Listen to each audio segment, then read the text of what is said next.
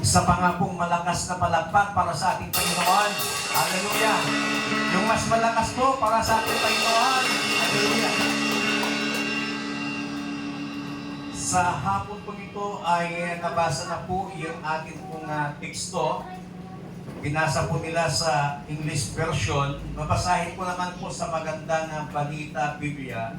Ang sabi po dito sa Kawikaan chapter 3 verses 5 to 6, kay Yahweh ka magtiwala, buong puso at lubusan, at huwag kang mananangan sa sariling karunungan. Sa lahat ng iyong gawain, siya nga'y alalahanin upang ika'y patnubayan sa iyong mga tatahakin. Mula po sa hapon pong ito ay nais ko pong bigyan ng paksa ang mensahe ng Panginoon. Hinango ko po ito sa sikat na kanta ngayon na laging tinutugtog, laging sinasayaw, hawak mo ang beat. Sabihin nga natin, hawak mo ang beat. Dito po sa ating binasa, sa verse 6, in all your ways, acknowledge Him. So we have, hawak po natin yung pagkakataon para lumapit sa ating Panginoon. Ang buhay po natin ay parang isang kanta. May beat, may rhythm, or ritmo na kung saan ay may mga pagkakataon na mabilis at may mga pagkakataon na mas mabagal ang isang awit.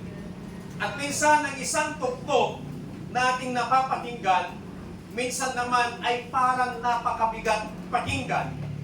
At minsan, gustong-gusto nating pakinggan.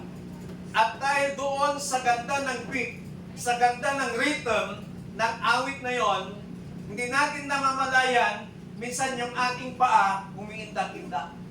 Hanggang napapasayaw yung ating mga katawan dahil sa ganda ng beat, dahil sa ganda ng rhythm ng napapakinggan nating awit.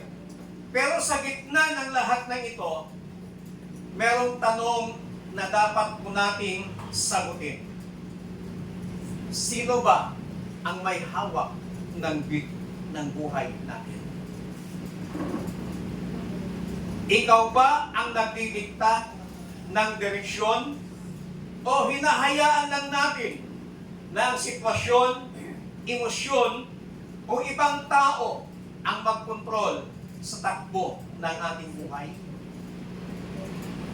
Sa hapon pong ito, mga kapatid, atin pong pagbulay-bulayan ang mensaheng hawak mo ang beat at kung papaano natin ito magagamit ng tama ang mga choices natin habang tayo po ay naka-align sa Diyos ang ating pong mga buhay. As a Christian, as an individual na mananampalataya sa ating Panginoon, ikaw ang may hawak ng beat ng buhay mo, pero magiging maayos lang ang tugtog kapag ito ay naka-align sa harapan o sa kalooban ng Panginoon. Parang sa tugtugan, kahit gaano kaganda yung boses, kahit gaano kagaling yung mga musicians, kung hindi naman naka-align doon sa key ng boses ng kumakanta, hindi po nagiging music yung nagiging napapakinggan, kundi nagiging ingay na lamang. So dapat music, because music ay nagbibigay ng magandang beats sa ating kaluluwa na kung saan ay napapalakas pati ang ating spiritual at pati ang ating katawan ay napapainda. Ang tanong is, sino ang may hawak ng beat ng buhay po natin?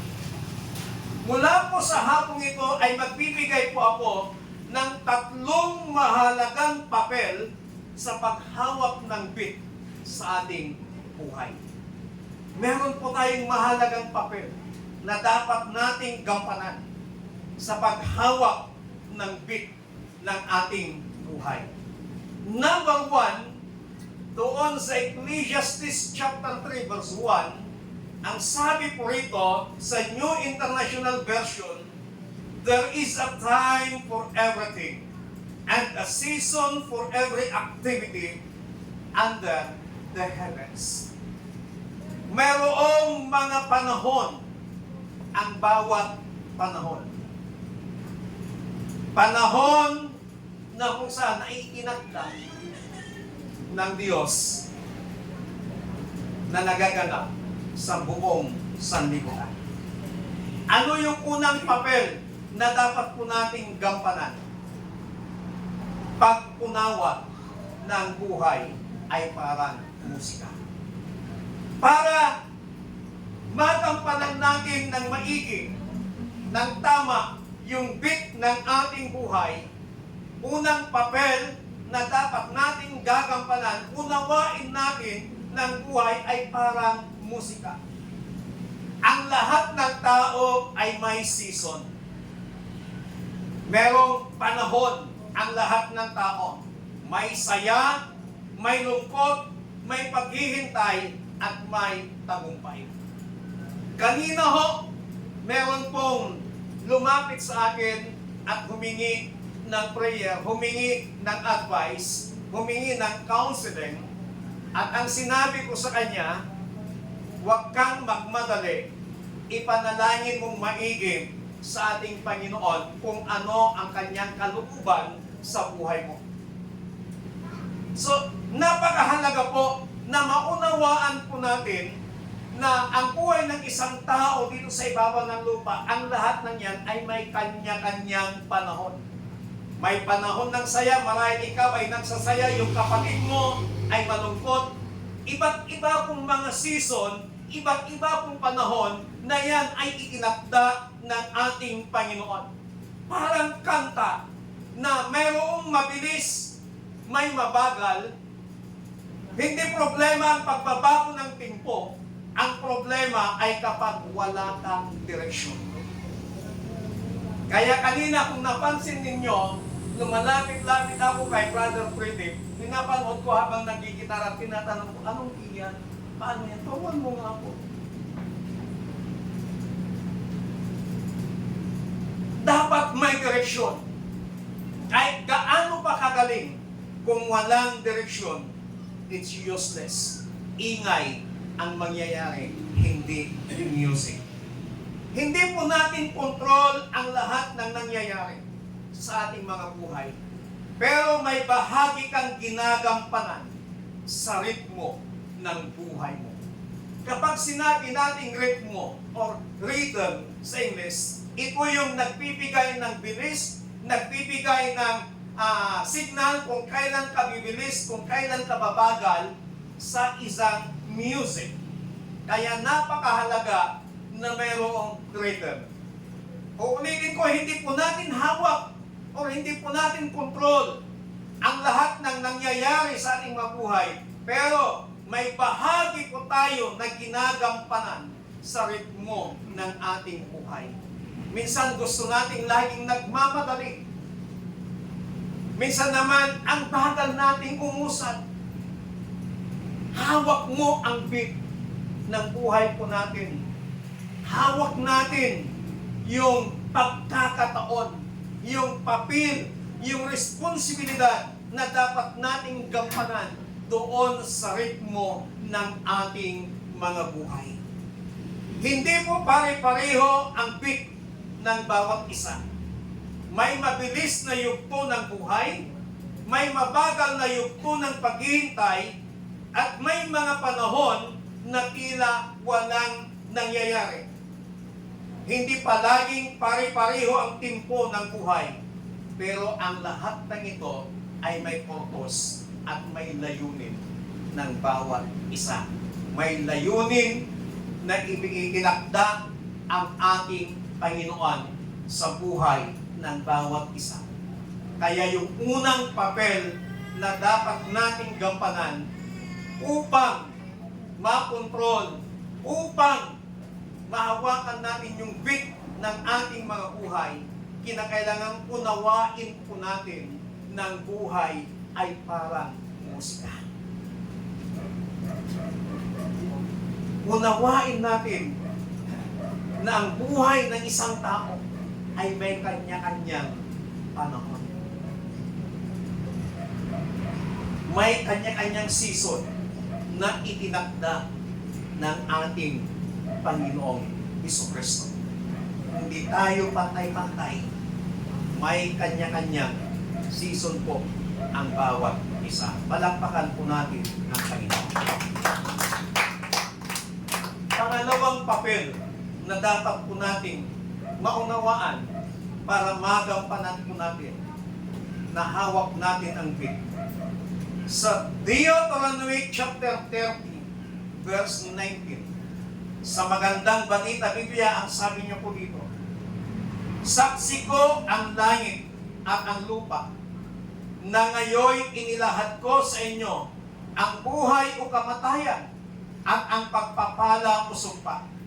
Kaya, piliin ninyo ang buhay para kayo at ang inyong lahi ay mabuhay ng matagal. May choice ka sa buhay. Yung una, unawain mo ng buhay ay parang musika. Pangalawang papel, may choice ka sa buhay. Napakaliwanag ang sinabi ng Panginoon, kaya piliin ninyo ang buhay. Sa English version, ang sabi doon, choose life. Kaya ang bawat isa po sa atin ay mayroong pagpipilian. Meron tayong kalayaang pumili. May choice ka, life or death, blessing or curse. Malaya kang pumili, kapatid, kung ano ang gusto mo. Kasi hindi tayo nilikha ng Panginoon na parang isang robot na maging sunod-sunuran sa Kanya. We have the freedom. Doon pa lamang sa Garden of Eden, nung inilagay niyang tao doon sa dispensation of innocence, pag pinag-aralan po natin ang dispensation, makikita po natin doon na unang-una ay meron pong dispensation of freedom. Binigyan niya ng kalayaan ng tao doon sa Garden of Eden. Nagawin nila ang lahat ng bagay.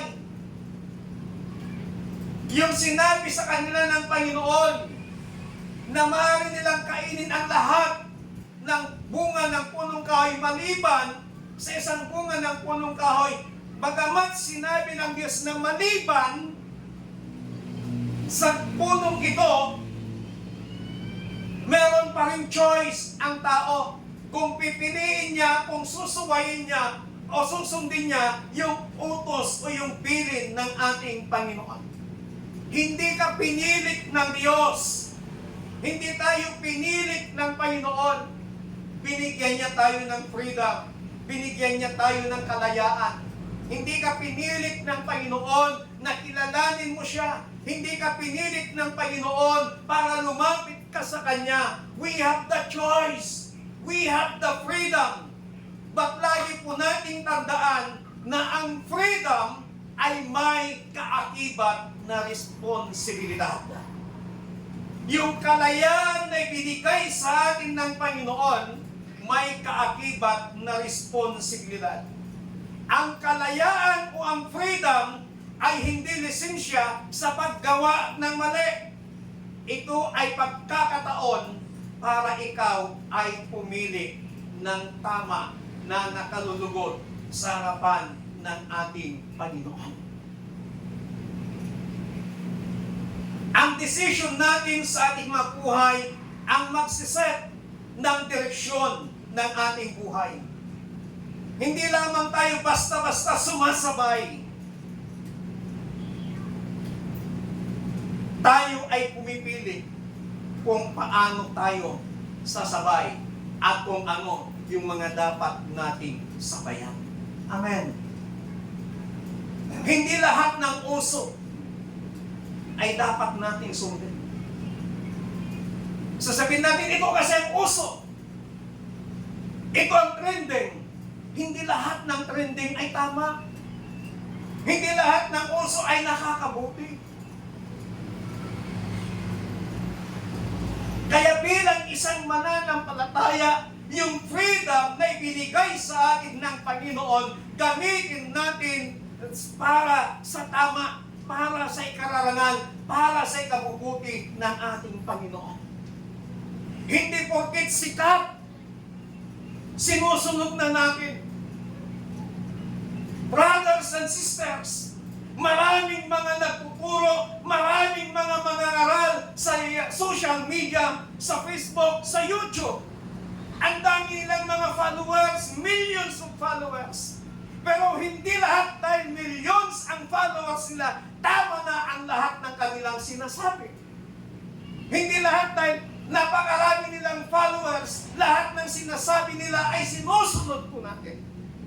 Dapat matuto tayong pumilatis. Matuto natin, gamitin po natin yung freedom natin na kilatisin kung ang sinasabi ba nila ay tama o nakalulugod sa harapan ng ating Panginoon. Hindi lamang tayo basta sumasabay. Dapat tingnan po natin kung paano at kung ano yung ating mga dapat sabayan o sinasabayan.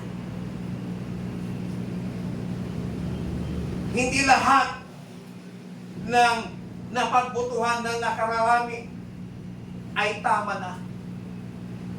Ang sabi po ng Biblia, may mga daan na akala ng iba ay matuwid, pero ang dulo nito ay kamatayan. Ang kinabukasan po natin ay bunga ng pagpipili mo ngayon. Your future, our future, is the fruit of our choices today.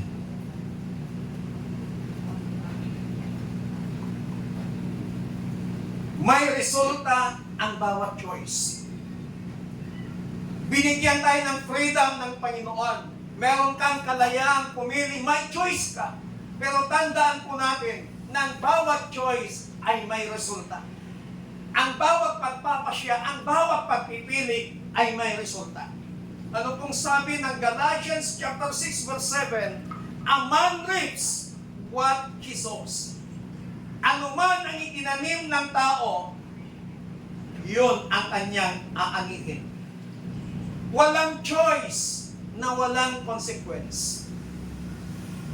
Ang ginagawa mo ngayon ay may epekto sa bukas.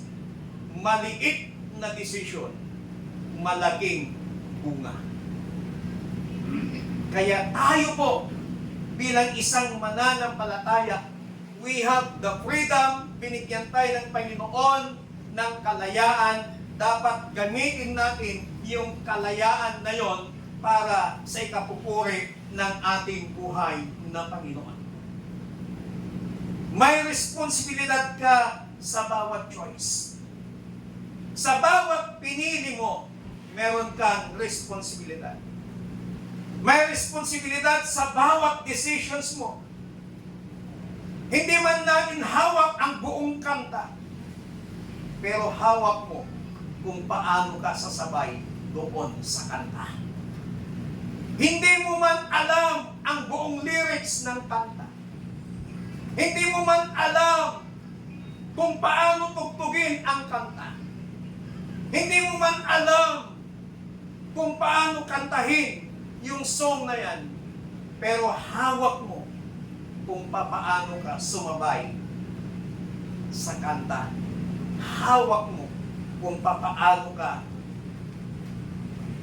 sumabay sa tugtugan na yan na tinutugtog ng mga musisyan na isang awit.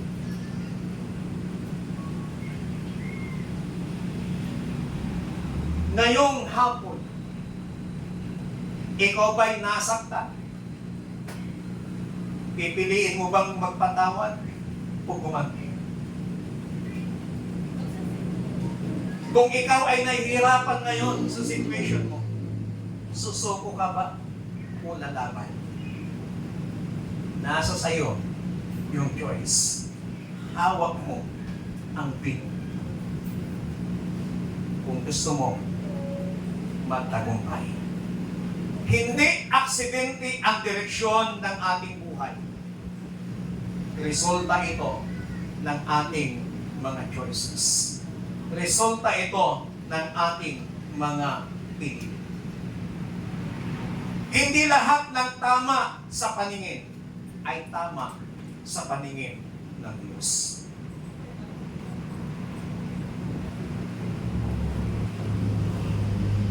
Dahil millions ang followers. Dahil trending, ikaw na lang ang hindi nakikisabay. Ikaw na lang ang hindi nakikiuso dahil uso. So dapat. Tandaan po natin, hindi lahat ng tama, hindi lahat ng uso sa paningin ay tama sa harapan ng ating Panginoon. May choice na mukhang tama, pero mali ang hindi. Kaya sa buhay, huwag tayong mag-apura. May choice na mahirap, pero tama.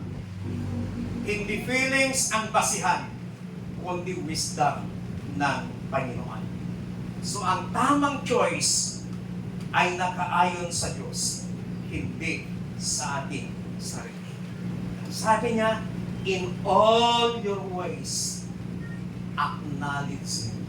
In all your ways, sa lahat ng balakin mo, sangguniin natin, sangguniin mo ang Panginoon at tiyak ikaw ay Kanya iutupan. We need the wisdom of God. Sa buhay po natin, huwag kang mag-apura na magtagumpay, walang shortcut sa buhay po natin dito sa ibabaw ng lupa. Kailangan dumaan tayo lahat sa proseso. At habang dumadaan ka sa proseso, we have the choice. Meron kang choice. Meron kang pagpipilian kung magpapatuloy ka o hindi. Hawak mo ang pin. Pangatlo at ang panghuli na dapat nating paggampanan na papel. Sa Kawikaan, chapter 3, verses 5 to 6. Kay Yahweh ka magtiwala, buong puso at lubusan, at huwag kang mananangan sa sariling karunungan. Sa lahat ng iyong gawain, siya nga'y alalahanin upang ika'y patnubayan sa iyong mga tatahanin. Matutong i-align ang bit sa Diyos. Amen? Matuto tayong i-align ang bit sa Diyos. Hawak mo ang bit.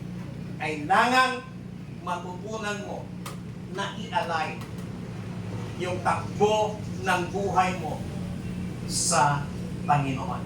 Ang sabi niya, in all your ways, acknowledge Him. Tandaan po natin, kapag mali ang bit, magiging magulo ang buhay. Sino po ang nakakaranas na magulo ang buhay?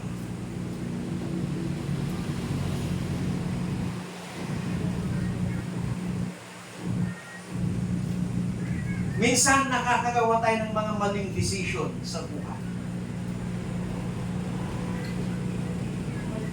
At kapag nagkakaroon ng consequences yung mga maling decision ng buhay, yun yung nagiging eye-opener sa atin para makita, ma-realize natin na mali yung decision ginawa po natin. Minsan nakakaranas tayo ng downfall para maipakita na mali yung ginawa po nating decision. Sometimes, ang daling gumawa ng decision kapag ikaw ay nasasaktan. Ito po ang pakaingatan natin, mga kapatid. Pag ikaw ay masaya, huwag kang gagawa ng desisyon agad-agad. Pag ikaw ay malungkot, huwag ka agad-agad gumawa ng desisyon. Baka nadadala ka lang ng iyong emosyon.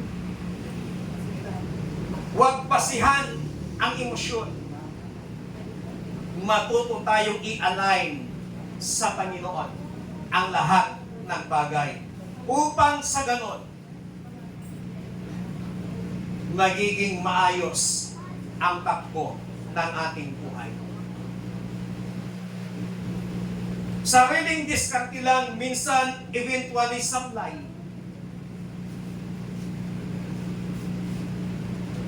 Dumidiskarte tayo, ito yung alam natin, ito dapat gawin. Minsan sumasablay tayo. Kasi minsan hindi naka-align doon sa bit ng ating Panginoon. Kahit mukhang tama sa umpisa, pwedeng maging mali ang hindi.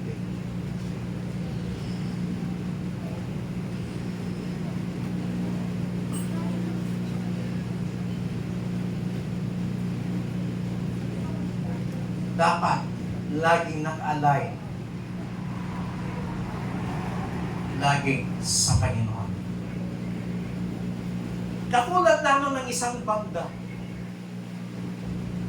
na tumutugtog. Kahit gaano pa kagaling ang bawat isa, kung hindi sila sabay-sabay, magiging magulo ang tugtugan.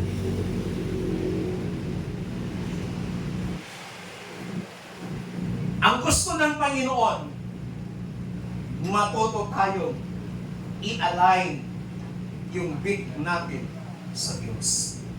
Ang tanong, paano natin i-align? How to align to the beat of God?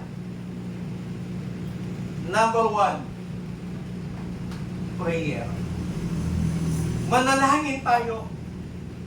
Kailangan kausapin natin yung source ng direksyon. Yung pinagmumulan ng direksyon.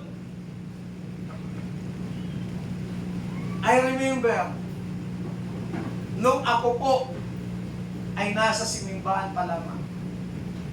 Ang tambayan ko noon sa Rosales ay doon sa may internetan, sa katabi ng isang pharmacy doon sa may palengke ng Rosales.